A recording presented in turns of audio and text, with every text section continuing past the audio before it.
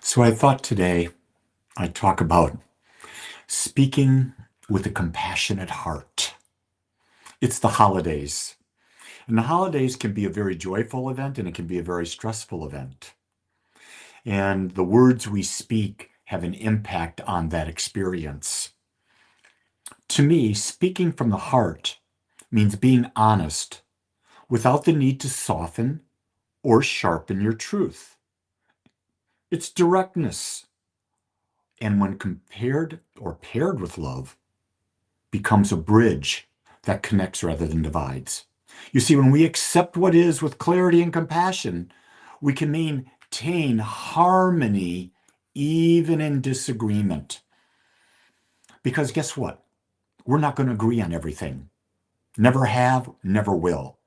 But the fact is, coming from the heart means you respect the other person's right to have a different view than yours, and you don't have to change it. They don't have to change to please you, and you don't have to change to please them. Now, how you use this depends on your relationships. For example, with my wife, I will soften my voice a little bit, but I'm always going to be direct with her. Always. We have an arrangement, an agreement. We are direct with each other. Now, when I speak my truth, what I want to speak with a compassionate heart, I also consider what is her mood? Is she vulnerable? Is she not vulnerable? Is it the right time? Timing is everything. Sometimes our ego wants to push things. Our ego wants to get us done right this moment. And maybe right this moment isn't exactly the right time to have that conversation. If you're being unless, someone's dying, you got to get them to the hospital. Is it really necessary to do everything right away? Probably not. But we seem to think it is. We think that what we've got to say is so important that we've got to get it out. Remember, almost everything we say is either to grandize ourselves, to make ourselves feel more important in the eyes of others, or is to receive sympathy. Contemplate that one. Man, if you contemplate that, you'll realize you'll be talking a bit less. I notice that when I'm doing like things like this and I'm teaching, I speak a lot more. I noticed that when I was a student for 10 weeks, 40 hours every week, I didn't speak hardly at all.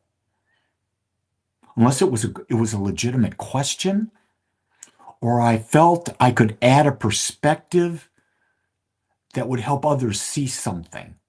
But I didn't care if they got it or not. I just said it. I said it with love. And that's a key. And it's something I'm working at all the time. How we communicate to people determines the quality of the relationships we have with people. So ask yourself this question: if the quality of my relationships is not all that good, I'm always in struggle, I'm always fighting, I'm always upset, people are always doing things to me, maybe, maybe just maybe, it's how you're saying what you're saying and when you're saying it. And then ask yourself, why am I saying it? If you get a good why, if it's to support and help the other person, good why. If it's to make yourself feel right, not a good why. But that's something you've got to come to grips with. And you know what? You can test it every part of your day because you'll be able to see the reaction of people. Just watch their face. Guess what? The number one thing that we communicate with is what? Our body language. The number two thing that people hear is our tone of voice. The last thing they hear are our words. Only 15% of what people hear are the words we choose. 55% is your body language. I forget what is 30% is your tonality. If you can become aware of that, you'll become an excellent communicator, and you'll be able to communicate from the heart. And you'll form deep and wonderful and loving relationships. Don't believe anything I say. I don't ask you to.